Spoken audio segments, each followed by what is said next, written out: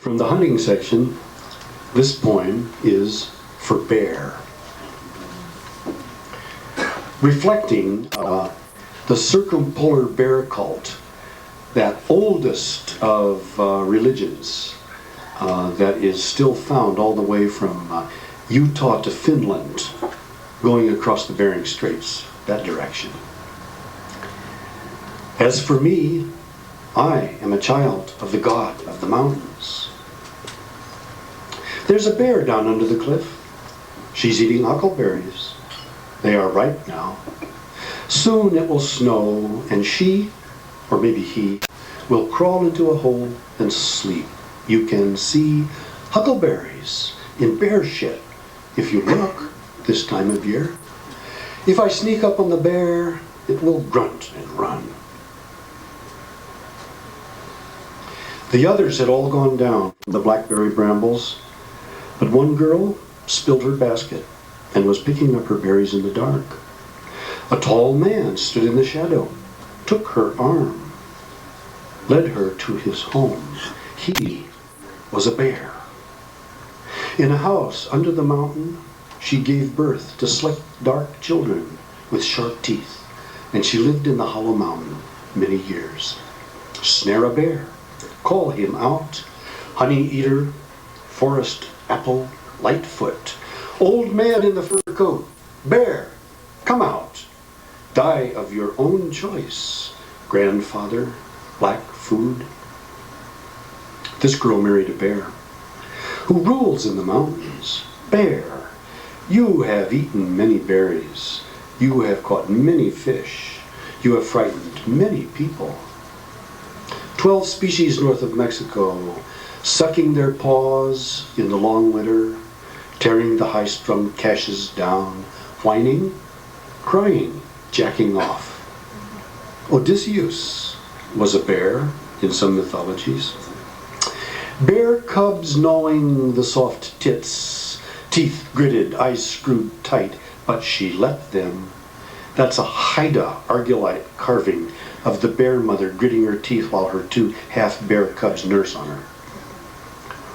Till her brothers found the place, chased her husband up the gorge, cornered him in the rocks. The song of the snared bear. Give me my belt, I am near death. I came from the mountain caves at the headwaters. The small streams there are all dried up. I think I'll go hunt bears. Hunt bears? Why shit, Snyder. You couldn't hit a bear in the ass with a handful of rice. That was what my skidding boss said to me. Eastern Oregon.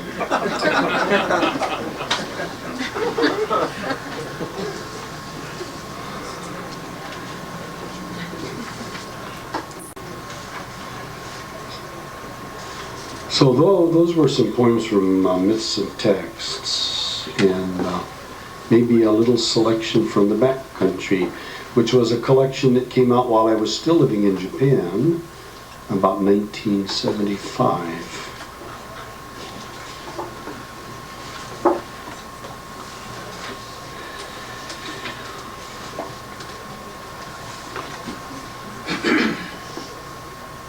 Living in Japan and also working part of that time out on tankers and running between the Pacific and the Persian Gulf. I got Seamen's papers in 1947 when I was 17 years old, hitchhiked back east, got to New York, got Seamen's papers through some friends in the Marine Cooks and Stewards Union. And I still have a retired card in the National Maritime Union. If the budget cuts in California go too far, go back to sea. Anyway, I was working on an oil tanker going just Bonin Islands, which is between, that is to say, that's north of the Philippines, south of the Bonins, running empty back to the Persian Gulf about 1959. A somewhat prophetic poem came to me called Oil. Soft rain squalls on the swells, south of the Bonins, late at night. Light from the empty mess hall throws back bulky shadows of winch and fair lead over the slanting fantail where I stand. But for men on watch in the engine room, the man at the wheel and the lookout in the bow, the crew sleeps in cots on deck or narrow iron bunks down drumming passageways below.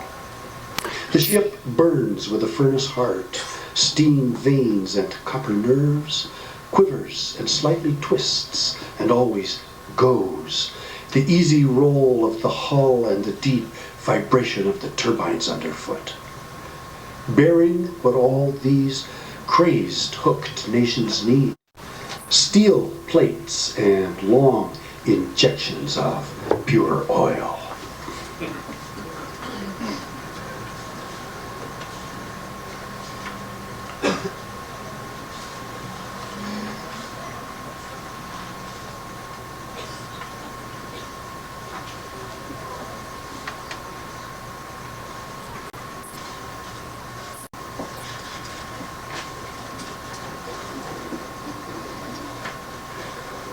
And I'm going to move on to the collection that came after that, which is Turtle Island. No, it's Regarding Wave.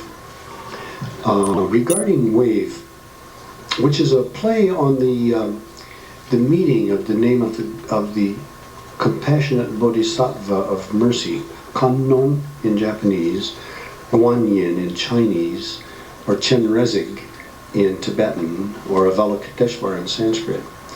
That name, Kannon or Guanyin, means regarding sound waves, regarding the sound. Or if you look at the Chinese character and dissect the character, what it comes out is as a graph of sound waves coming out. So regarding wave and the implications of what wave means on many levels, including physics, is what informs that. Title for the collection, The Cycle of Poems Regarding Wave.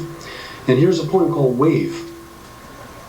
Remembering that the word woman and the word wife have etymological connections to the word wave in English. Woman is in earlier English withman, wave man, and wife is also wave, and they go back to a Indo-European, Proto-Indo-European root vi, which means to vibrate. Interesting set of etymologies. Wave. Grooving clamshells streaked through marble, sweeping down ponderosa pine bark scale, rip-cut tree grain, sand dunes, lava flow, wave, wife, woman, wifman, veiled, vibrating, sawtooth ranges pulsing, veins on the back of the hand, forked out, bird's foot alluvium, wash. Great dunes rolling, each inch rippled, every grain a wave. Leaning against sand cornices till they blow away. Wind shake the stiff thorns of cholla, ocotillo. Sometimes I get stuck in thickets. Ah, trembling, spreading, radiating wave, racing zebra, catch me and fling me wide to the dancing grain of things of my mind.